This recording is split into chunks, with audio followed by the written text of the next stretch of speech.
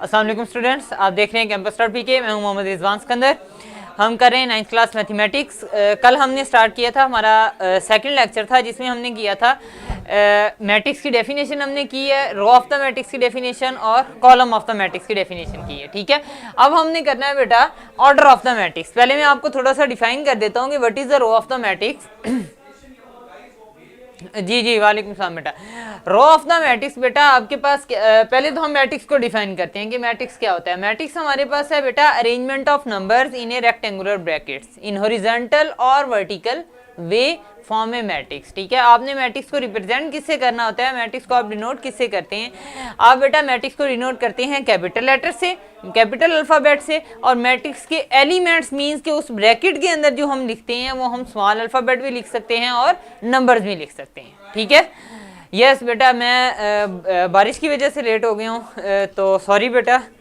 इंशाल्लाह एक तो ये मैच हो रहे हैं उस वजह से, और दूसरा जो है ना वो बारिश की वजह से थोड़ा सा प्रॉब्लम हो गई थी, इस वजह से मैं लेट हो गया। अच्छा बेटे, अब हमने पढ़ना है what is the order of the matrix.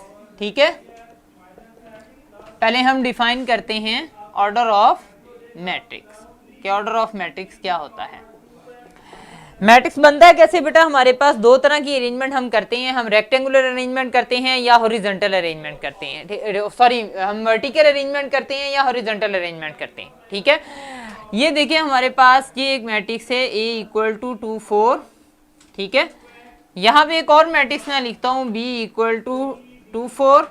इसी तरह के एक और मैट्रिक्स लिखता हूँ C इक्वल टू 2 4 2 एंड 4।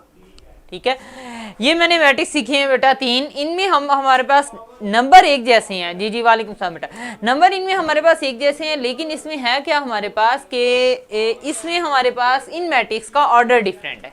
ठीक है, ऑर्डर अब हम कैसे फाइंड आउट करते हैं बेटा? इस मैट्रिक्स में नंबर ऑफ रोज कितनी है? 1। नंबर ऑफ कॉलम C1 और C2। आपने बेटा एरोज लगा के रोज को डिफाइन करना है और कॉलम्स को डिफाइन करना है। ठीक है, आपने एरो लगा के रोज और कॉलम्स को डिफाइन करना है, विदाउट एरो डिफाइन नहीं करना। जब आपकी थोड़ी सी प्रैक्टिस हो जाएगी थर्ड एक्सरसाइज तक, फिर आपने इन एरोज को रिमूव करना स्टार्ट कर देना है। फिर आपको देखते ही पता चल जाएगा कि इस मैट्रिक्स में कितने नंबर ऑफ रोज हैं और कितने नंबर ऑफ कॉलम्स हैं। ओके, हमने क्या करना है बेटा? पहले रो को डिफाइन करना है, कितनी रोज हैं? 1 रो, और कितने कॉलम्स हैं? C1 एंड C2 2 कॉलम्स हैं। इसमें आप देखिए बेटा हमारे पास कितनी रोज हैं? रो 1 एंड रो 2। इसमें हमारे पास टोटल कितनी रोज हैं? 2 रोज हैं। इसमें कॉलम्स हमारे पास कितने हैं? C1, इसमें ओनली हमारे पास 1 कॉलम है। इसी तरह हमारे पास इसमें रोज कितनी है बेटे? R1 and R2। कितनी रोज हैं? 2 रोज हैं। और कॉलम हमारे पास कितने हैं? C1 and C2। हमारे पास कितने कॉलम हैं? 2 कॉलम है। ओके, अब हमने बेटा इन मैट्रिक्स का ऑर्डर डिफाइन करना है। ठीक है, मैट्रिक्स के अंदर हमारे पास 2 अरेंजमेंट है, एक रोज में है एक कॉलम्स में है। तो ऑर्डर हमारे पास क्या होता है? Order of matrix is equal to number of rows by number of columns. ठीक है, number of rows by number of columns आप लिख देंगे तो ये हमारे पास जो एक रिप्रेजेंटेशन बन जाती है वो हमारे पास क्या बताती है? This is known as the order of the matrix. Number of rows है बेटे इसमें हमारे पास 1 बाय नंबर ऑफ कॉलम्स हमारे पास कितने हैं? 2। तो order of the matrix A हमारे पास क्या है? 1/2। क्या अब हमें ये 1/2 बताता क्या है? ये हमें बताता है कि इसमें हमारे पास 1 रो है और कितने कॉलम है? 2 कॉलम है। पहले हमेशा हमने लिखना है नंबर ऑफ रोज को, फिर हमने लिखना है नंबर ऑफ कॉलम्स को। ओके, ऑलवेज हमने पहले किसको डिफाइन करना है? नंबर ऑफ रोज को पहले डिफाइन करना है कि कितनी नंबर ऑफ रोज हैं, फिर हमने स्लैश, फिर बाय, फिर स्लैश, और फिर हमने नंबर ऑफ कॉलम्स को लिखना है। ये बेटा ऑर्डर ऑफ द मैट्रिक्स को लिखने का तरीका है। इसी तरह अब हम यहाँ पे अगर ऑर्डर ऑफ द मैट्रिक्स भी लिखें, ऑर्डर ऑफ मैट्रिक्स बी, अगर हम बी मैट्रिक्स का ऑर्डर लिखते हैं तो ये हमारे पास क्या होगा बेटा? इसमें हमारे पास कितनी रोज हैं? 1 एंड 2। पहले हमने लिखना है नंबर ऑफ रोज को 2, देन बाय, अब नंबर ऑफ कॉलम्स हमारे पास कितने हैं? 1। हमारे पास इसका ऑर्डर क्या होगा? 2/1।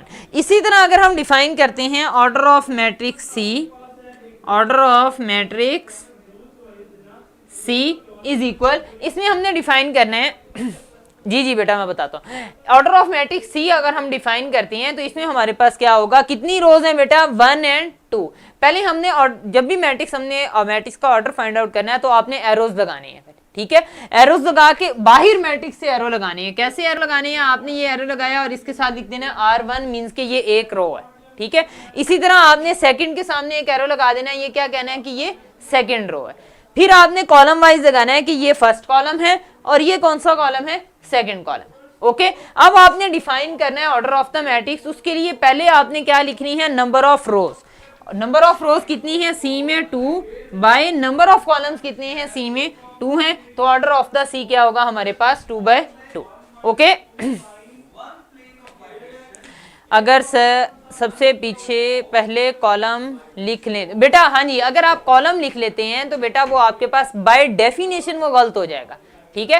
क्योंकि ऑर्डर ऑफ द मैट्रिक्स की डेफिनेशन ही ये है कि आपने पहले नंबर ऑफ रोज को लिखना है फिर नंबर ऑफ कॉलम्स को लिखना है, ठीक है। तो बाय डेफिनेशन आप डेफिनेशन के अगेंस्ट जाएंगे कि पहले नंबर ऑफ कॉलम्स लिखेंगे फिर नंबर ऑफ रोज को डिफाइन करेंगे, तो आपका वो क्या हो जाएगा, मतलब कि पूरा का पूरा ऑर्डर गलत हो जाएगा। अगर हम इसमें नंबर ऑफ कॉलम्स पहले लिखते हैं, नंबर ऑफ रोज बाद में लिखते हैं, तो ये क्या होगा, 2/1, ठीक है।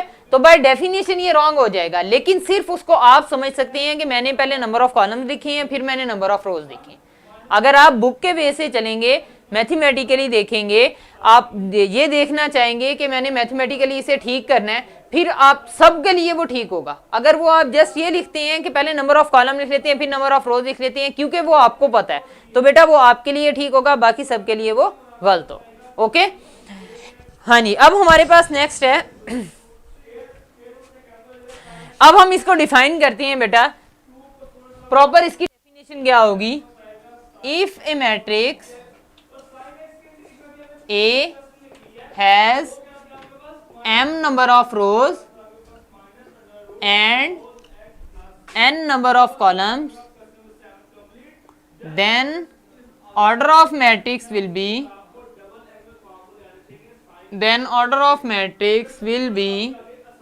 m/n। इससे पहले बेटा एक छोटी सी लाइन लिखी होगी, the number of elements of a matrix are arranged in a special way, ठीक है, या अरेंज इन ए मैनर।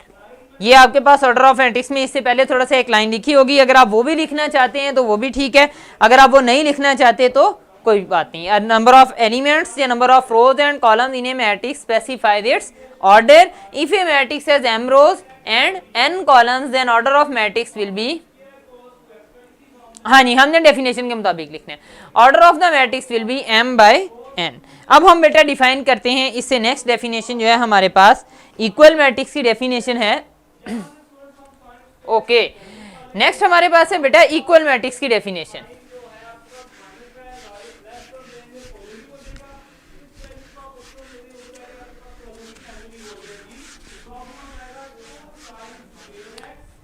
अब हमने बेटा इक्वल मैट्रिक्स को डिफाइन करना है। जब भी आपने इक्वलिटी डिफाइन करनी होती है, एटलीस्ट इक्वलिटी का मतलब है आप कंपैरिजन करना चाहेंगे। कंपैरिजन करने के लिए आपके पास एटलीस्ट दो चीजें, मिनिमम आपके पास दो चीजें होनी चाहिए जिन दोनों का आप कंपैरिजन कर सको और उन दोनों को आपस में इक्वेट कर सको। तो सबसे पहली बात जो आपके पास इक्वल मैट्रिक्स में या इक्वल मैट्रिक्स की डेफिनेशन डिफाइन करने के लिए आपको चाहिए वो है कि आपके पास एटलीस्ट कितने मैट्रिक्स होंगे, आपके पास दो मैट्रिक्स होंगे, ठीक है। यहां पे मैं लिखता हूं equal matrix, equal matrix, two matrix A and B. यहां पे हम लिखते हैं two matrix A and B are said to be equal if। अब हमारे पास दो मैट्रिक्स A और B कब इक्वल होंगे? अच्छा, अब हमारे पास बेटा two matrix A and B are equal कब हमारे पास इक्वल होंगे? जब हमारे पास नंबर 1 उन दोनों का ऑर्डर सेम होगा। ऑर्डर का मतलब क्या है कि अगर एक मैट्रिक्स में दो रोज हैं तो दूसरे मैट्रिक्स में भी जिसके साथ हम उसे कंपेयर कर रहे हैं उसमें भी कितने रोज होने चाहिए? दो रोज होने चाहिए। अगर एक मैट्रिक्स में दो कॉलम है तो दूसरे मैट्रिक्स में भी कितने कॉलम होने चाहिए? दो कॉलम होने चाहिए, ठीक है। पहला नंबर आपके पास क्या है कि दोनों के दोनों मैट्रिक्स के हमारे पास ऑर्डर क्या होना चाहिए? सेम होना चाहिए। फर्स्ट कंडीशन है both are of same order.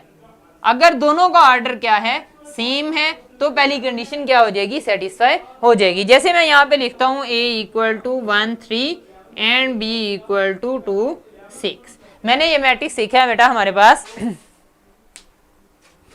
इस मैट्रिक्स में हमारे पास क्या है बेटा कि पहली कंडीशन को ये सेटिस्फाई कर रहा है। पहली कंडीशन हमारे पास क्या है कि इसके अंदर रोज कितनी है, 2 रोज हैं, इसमें भी रोज कितनी है, 2 रोज है। मैं यहाँ पे डिफाइन कर देता हूँ, ये रो 1 आपने भी इसी तरह पहले डिफाइन करना है, ये रो 2, ये हमारे पास रो 1 और ये हमारे पास रो 2। पहले आपने इस तरह डिफाइन करना है, लिख के एरो लगा के शो करना है, अपनी कॉपी पे भी आपने इसी तरह शो करना है कि मैंने ये नंबर ऑफ रोज लिखी हैं। ओके, पहले आप 3 से 4 दिन बल्कि थर्ड एक्सरसाइज तक आप यही प्रैक्टिस करेंगे, फिर आपका जो है वो ऑर्डर वो अच्छे तरीके से आपको रिमाइंड हो जाएगा कि ऑर्डर ऑफ मैट्रिक्स हम कैसे फाइंड आउट करते हैं।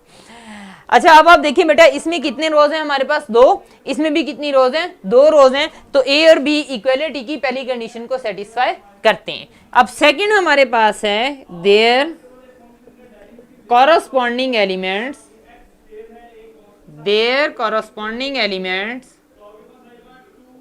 Must be equal. अब कॉरस्पॉन्डिंग एलिमेंट्स का मतलब हमारे पास क्या होता है, कॉरस्पॉन्डिंग का मतलब होता है बेटा सेम प्लेस वाले एलिमेंट्स। ठीक है, कॉरस्पॉन्डिंग एलिमेंट्स का मतलब है the elements on the same place, ऐसे एलिमेंट जिनकी प्लेस सेम है, मींस के वो एक ही, हम अगर फॉर एग्जांपल इस मैट्रिक्स में हम पहला एलिमेंट्स देख रहे हैं तो इसका भी किससे कंपेयर होगा, पहले एलिमेंट से। अगर हम कॉलम का दूसरा एलिमेंट देख रहे हैं तो वो किससे कंपेयर होगा, दूसरे एलिमेंट से। ये वाला 6 से कंपेयर नहीं हो सकता, 3 2 से कंपेयर नहीं हो सकता, क्योंकि इन दोनों की प्लेस सेम नहीं है। कॉरस्पॉन्डिंग का मतलब हमारे पास क्या होगा, कॉरस्पॉन्डिंग मैट्रिक्स का एलिमेंट्स का मतलब होगा सेम प्लेस वाले एलिमेंट जिनकी प्लेस क्या होगी, सेम होगी, उन्हें हम कहेंगे दे आर कॉरस्पॉन्डिंग एलिमेंट्स। अब देखो आप सेम प्लेस वाले एलिमेंट्स हमारे पास यहाँ पे है 1 और यहाँ पे हमारे पास क्या है 2। अगर हम इसे कंपेयर कर रहे हैं कॉरस्पॉन्डिंग एलिमेंट्स को, ये डेफिनेशन क्लियर करनी है, लर्न करनी है। हाँ जी बेटा, ये डेफिनेशन लर्न करनी है अगर आप फेडरल बोर्ड से नहीं है तो। अगर आप फेडरल बोर्ड से हैं तो डेफिनेशंस आपने लर्न नहीं करनी, फेडरल बोर्ड में डेफिनेशंस आपको नहीं आती। अगर आप फेडरल बोर्ड से नहीं हैं देन आपने ये डेफिनेशंस लर्न करनी है। मींस के पंजाब के किसी भी और बोर्ड से हैं तो आपने बेटा डेफिनेशन याद करनी है, इस बोर्ड में हमारे पास आती हैं डेफिनेशन। अच्छा, अब देखिए कॉरस्पॉन्डिंग एलिमेंट्स हमारे पास ये दोनों सेम नहीं है। अब भी मैं देखिए इन्हें सेम करता हूँ, मैं इसकी जगह लिख देता हूँ यहाँ पे 2 - 1 और इसकी जगह लिख देता हूँ 6 - 3। अब आप देखें हमारे पास कि यहाँ पे 1 है और 2 - 1 भी क्या होता है, एक्चुअल में 1 ही होता है। ये ऑपरेशन तो हमें आता है कि 2 में से 1 को माइनस करें तो हमारे पास आंसर क्या आएगा, 1 आएगा। अब हमारे पास सेकंड क्या है, हमारे पास 3 और 6 - 3 का आंसर भी क्या होता है, 3 ही होता है। ये इसका मतलब है कि पूरा का पूरा ए मैट्रिक्स पूरे के पूरे बी मैट्रिक्स के क्या है, इक्वल है। अगर ये 2 कंडीशंस को सेटिस्फाई करता है तो दोनों मैट्रिक्स आपस में क्या होंगे, इक्वल होंगे। मैं यहाँ पे एक और एग्जांपल लिखता हूँ, ए equal 2 1 3 5 and b equal 4 - 2 3 - 2 4 - 1 and 5 multiply 1, या हम इसे यहाँ पे लिख देते हैं बेटा 4 + 1। अच्छा, अब आप देखिए बेटा हमारे पास केपी के बोर्ड में, बेटा केपी के बोर्ड में फिर ये है कि मैं आपको देख के बता सकता हूँ कि आपके पैटर्न क्या है उसका और आपका वो कंटेंट क्या है बुक का। ठीक है, पेपर का पैटर्न और कंटेंट के हिसाब से मैं आपको बता सकता हूँ। जी बेटा, फैसलाबाद बोर्ड में, पंजाब के जितने भी बोर्ड हैं उन सब में हमारे पास डेफिनेशंस आती हैं। ठीक है, अच्छा अब यहाँ देखिए हमारे पास ऑर्डर पहले हमने चेक करना है। इसमें हमारे पास कितनी रोज हैं, रो 1 एंड रो 2, मीन्स के टोटल रोज कितनी है, 2 हैं। इसमें टोटल रोज रो 1 एंड रो 2, इसमें भी टोटल रोज कितनी है, 2 है, रोज तो सेम है। अब हम आते हैं कॉलम्स की तरफ। इसमें टोटल कॉलम्स कितने हैं, C1 एंड C2, 2 कॉलम्स हैं। इसमें भी कॉलम चेक करते हैं, C1 एंड C2, 2 कॉलम्स हैं, मींस के दोनों में नंबर ऑफ रोज और नंबर ऑफ कॉलम्स क्या हैं, सेम है। इन अदर वर्ड्स हमने दोनों का ऑर्डर अगर चेक कर लिया, इसका ऑर्डर है 2/2, इसका भी ऑर्डर है हमारे पास 2/2, मींस के दोनों मैट्रिक्स का ऑर्डर हमारे पास सेम है, तो फर्स्ट कंडीशन को सेटिस्फाई करता है। ठीक है, अब हम दूसरी की तरफ आते हैं। Corresponding elements must be equal. Corresponding का मतलब है सेम प्लेस वाले एलिमेंट्स को चेक करना है हमने कि क्या वो आपस में इक्वल हैं या नहीं है। यहाँ पे हमारे पास फर्स्ट एलिमेंट है 2, यहाँ पे फर्स्ट एलिमेंट क्या है 4 - 2, जो किसके इक्वल होगा 2 के इक्वल होगा ऑब्वियसली। ये 1 है, यहाँ पे 3 - 2, ये भी क्या होता है 1 ही होता है। इट मींस ये एलिमेंट भी इस एलिमेंट के इक्वल है। अब हम देखते हैं 3, यहाँ 4 - 1 क्या है 3 है, इट मींस ये भी हमारे पास इक्वल है। देन 5 और यहाँ पे 4 + 1 किसके इक्वल है 5 के इक्वल है। इट मीन इनके कॉरस्पॉन्डिंग एलिमेंट्स क्या हैं आपस में इक्वल हैं। It means both these matrix are equal. हम यहाँ पे लिख सकते हैं A matrix equal to B matrix. Okay बेटा, क्लियर। अब हम नेक्स्ट मूव करते हैं। नेक्स्ट है हमारे पास इक्वल मैट्रिक्स को हमने डिफाइन कर लिया। अब बेटा हमने नेक्स्ट डिफाइन करना है आई थिंक अब एक्सरसाइज 1.1 आ गई है हमारे पास। एक्सरसाइज 1.1 में बेटा क्वेश्चन है फर्स्ट, जिसमें हमने ऑर्डर फाइंड आउट करना है। ऑर्डर फाइंड आउट करना है तो बेटा आपने, बहुत आसान काम है यहाँ पे मैं, लेकिन मेथड में आपको शो करवाता हूँ कि आपने किस तरह किसी मैट्रिक्स का ऑर्डर फाइंड आउट करना है। a = 2 3 - 5 and 6। ठीक है, हमारे पास है यहाँ पे बेटा नंबर ऑफ रोज R1 और नंबर ऑफ R2, 2 रोज हैं इसमें, और कॉलम कितने हैं हमारे पास 4 - 2 सेपरेट। नहीं बेटा, अगर हमारे पास किसी भी 2 एलिमेंट्स के दरमियान बाइनरी ऑपरेशंस लिखा होगा तो वो आप सिंगल एलिमेंट उसे कंसीडर करते हैं, उसे 2 एलिमेंट कंसीडर नहीं करते। बाइनरी ऑपरेशन को छोड़ दें, अगर हमारे पास प्लस माइनस मल्टीप्लाई या डिवाइड इस तरह का कोई भी ऑपरेशन 2 एलिमेंट 2 नंबर्स के दरमियान लिखा होगा तो हम उसे सिंगल नंबर कंसीडर करेंगे। जैसे हमारे पास है 2 × 3, तो एक्चुअल में इसका आंसर एक ही नंबर आएगा जो क्या होगा 6 होगा। ठीक है, अगर हम लिखते हैं 2 + 3 तब भी इसका आंसर हमारे पास एक ही नंबर है जो क्या है 5। अगर हम इस तरह लिखते हैं 2 - 3 तो इसका भी हमारे पास एक ही आंसर आएगा, वो क्या आएगा -1। इसी तरह अगर हम लिखते हैं 3/2 तो इसका आंसर हमारे पास क्या होगा 1.5 होगा। ओके, जब हमने बाइनरी ऑपरेशंस अप्लाई करने हैं प्लस माइनस मल्टीप्लाई या डिवाइड, तो हमारे पास जो भी 2 नंबर 3 नंबर 2 हो या ज्यादा हो तब भी हमारे पास आंसर क्या आता है सिंगल नंबर आता है। जैसे आपने BODMAS रूल पढ़ा है, हाँ जी, जैसे आपने BODMAS रूल पढ़ा है बेटा, BODMAS रूल में लास्ट में आंसर क्या आता है सिंगल नंबर आता है। ठीक है, इसी तरह हमारे पास यहां भी अगर आपके पास वेरिएबल इसमें नहीं है, वेरिएबल जो आप अलजबरा में पढ़ते हो XYZ नहीं है, तो आपके पास दोनों प्लस हो रहे हैं, तो आप प्लस होने के बाद वो क्या देगा सिंगल आंसर आपको देगा। ओके, अच्छा, अब इसमें कॉलम हमारे पास कितने हैं C1 और यहाँ पे कॉलम कितने हैं C2, 2 कॉलम है। अब इस क्वेश्चन को सॉल्व करने का मेथड क्या है बेटा, आपने पहले लिखना है number of rose of A = 2 कि A मैट्रिक्स में नंबर ऑफ रोज कितनी है 2 हैं। फिर आपने लिखना है number of columns of A कि A मैट्रिक्स में कॉलम कितने हैं 2। अब आपने लिखना है ऑर्डर ऑफ मैट्रिक्स A = 2/2 कि order of matrix by definition हमारे पास किसके इक्वल होगा 2/2 के इक्वल होगा। क्यों? क्योंकि इसमें हमारे पास 2 रोज हैं और 2 ही कॉलम। ठीक है बेटा, अब हम नेक्स्ट मूव करते हैं। ये आपने यहाँ पे मैं एक और एग्जांपल देता हूँ A B C D E and F। ठीक है, सेकंड एग्जांपल है हमारे पास, सेकंड क्वेश्चन है और ये पार्ट है हमारे पास E = दिस। अब पहले हमने क्या डिफाइन करनी है नंबर ऑफ रोज और नंबर ऑफ कॉलम्स। ठीक है, 2 - 3 तो ग्रेटर वैल्यू का साइन लगाएंगे क्या? हाँ जी बेटा, 2 - 3। अच्छा, ये माइनस का भी बेटा बड़ा इजी सा कंसेप्ट है जो मैं आपको बताता हूँ। कभी भी आपके पास छोटी में से बड़ी वैल्यू माइनस नहीं होती। ठीक है, चाहे हमने बड़ी वैल्यू पहले लिखी है चाहे हमने छोटी वैल्यू लिखी है, तो कभी भी छोटी में से बड़ी वैल्यू माइनस नहीं हो सकती। हम करते क्या हैं, हम करते हैं बड़ी में से छोटी वैल्यू को माइनस करते हैं। ठीक है, और साइन हम बड़ी वैल्यू का लगा देते हैं। ओके, अगर हम इसे यूं लिख देते हैं फॉर एग्जाम्पल -3 + 2। ओके, अब भी हमने इसे क्या करना है सब्ट्रैक्ट करना है, लेकिन अब भी हम क्या करेंगे 3 - 2 करेंगे और आंसर के साथ साइन किसका लगाएंगे माइनस का लगाएंगे। ओके, अब हमारे पास इसमें रो 1, ये हमारे पास है रो 2, ये हमारे पास है रो 3। मीन्स के नंबर ऑफ रोज ऑफ ई किसके इक्वल हैं 3 के।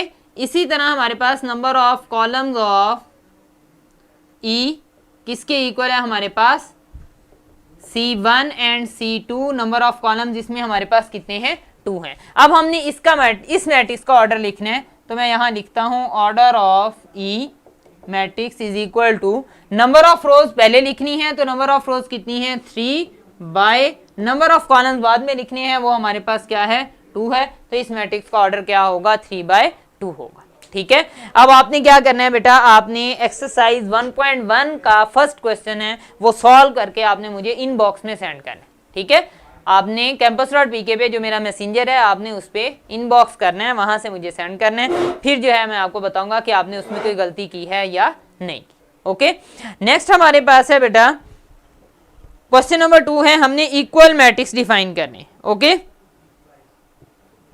इक्वल मैट्रिक्स हमने कैसे डिफाइन करने बेटा, two matrices are said to be equal if their corresponding entries are equal and their order is same। Sorry मैं उल्ट बोल गया हूँ, फर्स्ट हमारे पास है, हाँ जी, फर्स्ट हमारे पास कंडीशन होती है कि their order is same, means के दोनों का ऑर्डर क्या होना चाहिए सेम होना चाहिए। सेकंड कंडीशन हमारे पास है कि दोनों के कॉरस्पॉन्डिंग एंट्रीज को इक्वल होना चाहिए। ये क्वेश्चन मैं आपके लिए बेटा असाइनमेंट के तौर पर छोड़ रहा हूँ, आपने क्या करना है मुझे एक्सरसाइज 1.1 का फर्स्ट और सेकंड क्वेश्चन वो सॉल्व करके मुझे असाइनमेंट के तौर पे सेंड करने हैं, फिर मैं आपको बता दूंगा कि उसमें क्या क्या गलती है आपकी, आपके पास कुछ मतलब कि कोई आपने स्टेप रॉन्ग तो नहीं किया। जब भी आपने ऑर्डर फाइंड आउट करना है बेटा, पहले आपने ये एरोज लगानी है, एरोज लगाने के बाद आपने नंबर ऑफ रोज लिखनी है, देन नंबर ऑफ कॉलम्स। नहीं नहीं नहीं बेटा, बुक के पेज की नहीं, आप कॉपी के ऊपर सॉल्व करके मुझे सेंड करें। ठीक है, बुक के पेज की नहीं सेंड करनी बेटा, कॉपी पे सॉल्व करके सेंड करनी। ओके, उसके बाद है हमारे पास, हाँ जी, एक्सरसाइज 1.1 में जो लास्ट क्वेश्चन है बेटा, थर्ड जो क्वेश्चन है वो इंशाल्लाह हम कल सॉल्व करेंगे, और कल ही हम नेक्स्ट पढ़ेंगे टाइप्स ऑफ द मैट्रिसेस को, कि टाइप्स ऑफ द मैट्रिसेस क्या होती हैं और कितनी टाइप्स होती हैं, हम उन्हें किस तरह से डिफाइन करते हैं। ठीक है बेटा, यूट्यूब और फेसबुक पे जो व्यूअर्स देख रहे हैं वो बेटा campus.pk पे रजिस्टर्ड करें खुद को, ताकि आपकी ऑनलाइन क्लासेस में आप ऑनलाइन क्वेश्चंस भी कर सकें और आपके कंसेप्ट अच्छे से क्लियर हो सकें। जिस पॉइंट पे आपको समझ नहीं लग रही होगी आप उस पॉइंट पे वहीं पूछ सकते हैं, मैं आपको यहीं ऑनलाइन ही फौरन आंसर करूँगा। ठीक है बेटा, अब अपना बहुत सारा ख्याल रखिएगा। अल्लाह हाफिज़।